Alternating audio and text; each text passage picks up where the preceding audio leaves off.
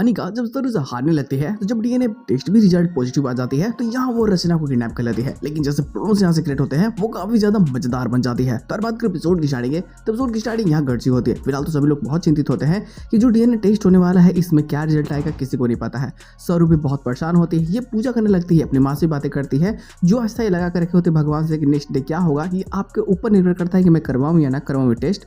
तो वो करवाने जाती है। ये सच्चाई वो वेद को नहीं बताई होती है कि ये टेस्ट करवाने जा रही है डीएनए। हालांकि वेद भी बहुत परेशान होता है कि सरू की यादें उसे बहुत ज्यादा परेशान करती, तो ये चाहता है उससे बात करे, बट सरू कुछ अजीब तरीके से बिहेव करने लगती है। खैर वो तो इसकी माँ से मिलता है और कहीं ना कहीं कोशिश कर रहा होता है कि सारी चीजें बहुत बेहतरीन हो। लेकिन थोड़े वक्त बाद जैसे कि सभी लोग हॉस्पिटल जाते हैं डीएनए टेस्ट करने के लिए और वहाँ टेस्ट होने के लिए जो ब्लड लिया जाता है तो कहीं ना कहीं चंद्रकांत भी चाहता है कि रिजल्ट जो भी आए नेगेटिव उसको पॉजिटिव करवा दे, बट डॉक्टर तो उसकी बात ही नहीं सुनती।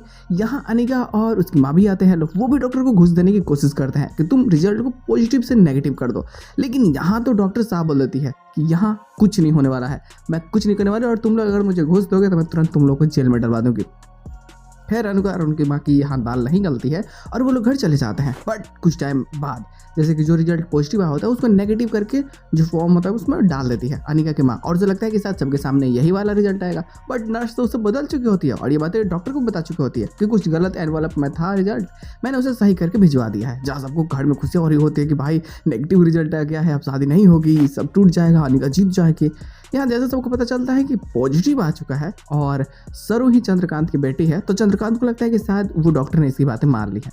तो सोचता है कि मैं डॉक्टर से मिल करके मैं उन्हें बहुत थैंक्स बोलूँगा और जो उनको चाहिए होगा मैं उनको दे दूंगा कि भाई उन्होंने आखिर मुझे बचा लिया है। दादी तो भाई एक समय ऐसा आ चुका होता है कि वो सच्चाई बताने वाली होती तारा को कि हाँ मैं तुम्हें सच्चाई बताने वाली हूँ कि सरू हमारी बेटी नहीं है।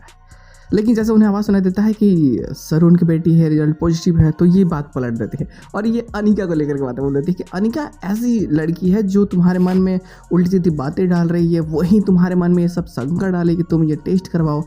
अब तारा कहीं ना कहीं पूरी तरीके से भड़क जाती है। वो इतना अनिका को सुनाती है ना, अनिका को लगता है कि यार अब मैं क्या करूँ, मैं चुल्लू भर पानी में डूब करके मर जाऊँ।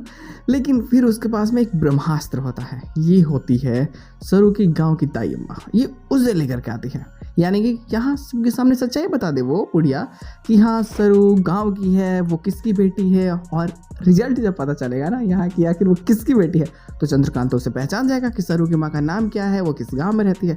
भाई प्यार था पहला तो समझते हो ना, उतना तो है, तो जिस कारण जहाँ अनिका सोच रहे होते कि ये चाल चलेगी सब कुछ रुक जाएगा खत्म हो जाएगा, यहाँ ये खुद ही फंस जाती है और फाइनली यहाँ सारी चीज़ें बेहतरीन होने लगती है जो शाहरुख के ही साइड होती है। तो मज़ा तो आने वाली है, इसके लक कहने के बाद में भी शादी नहीं टूटती और फाइनली शादी होने लगती है, मतलब शादी की तैयारी होने लगती है।